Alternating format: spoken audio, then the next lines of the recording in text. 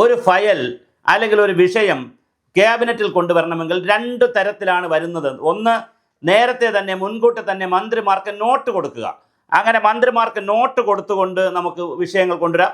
അല്ലെങ്കിൽ ചീഫ് സെക്രട്ടറിയോട് പറഞ്ഞ് out of agenda, ഏതൊരു അജണ്ട കഴിഞ്ഞതിന് ശേഷം പെട്ടെന്നൊരു കാര്യമുണ്ടായി, ആ മീറ്റിംഗ് നടന്നുകൊണ്ടിരിക്കുമ്പോൾ ഒരു കാര്യമുണ്ടായി, അല്ലെങ്കിൽ ഔട്ട് ഓഫ് അജണ്ട എന്നുള്ള നിലയിലും ചില കാര്യങ്ങൾ കൊണ്ടുവരും.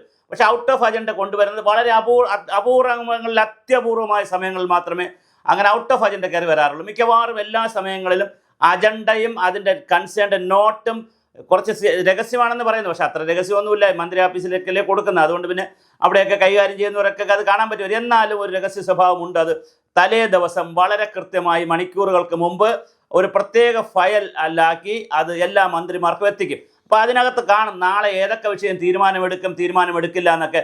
അതിനനുസരിച്ച് മന്ത്രിമാരൊക്കെ ഒന്ന് ഇടപെട്ട് ചില അത്യാവശ്യം ചില ഭേദഗതിയൊക്കെ വരുത്തിയും പഠിച്ചുകൊണ്ടൊക്കെയാണ് പറയുന്നത്. അപ്പോൾ മന്ത്രിസഭയിൽ പോയി കഴിഞ്ഞാൽ മൂന്ന് കാര്യങ്ങളാണുള്ളത്. ഒന്ന്, ഒരു വിഷയം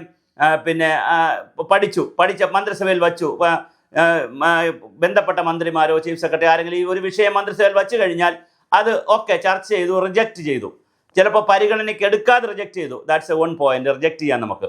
അല്ലെങ്കിൽ റിസോഴ്സ് ചെയ്തു, അതിനെ അനുകൂലിച്ചു, കുഴപ്പമില്ല ഇത് തീരുമാനമെടുക്കാം എന്ന് പറഞ്ഞ് അതിനെ റിസോഴ്സ് ചെയ്ത് അതിനെ മുമ്പോട്ട് കൊണ്ടുപോകുക. അപ്പോൾ റിസോഴ്സ് ചെയ്ത് മുമ്പോട്ട് കൊണ്ടുപോവുക, റിജക്റ്റ് ചെയ്ത് കളയുക, പിന്നെ ഡെഫർ ചെയ്യും. ഒരു മന്ത്രിസഭയിൽ ഡെഫർ ചെയ്ത് കഴിഞ്ഞാൽ അടുത്ത മന്ത്രിസഭയിൽ അത് കൊണ്ടുവരാൻ പറ്റും.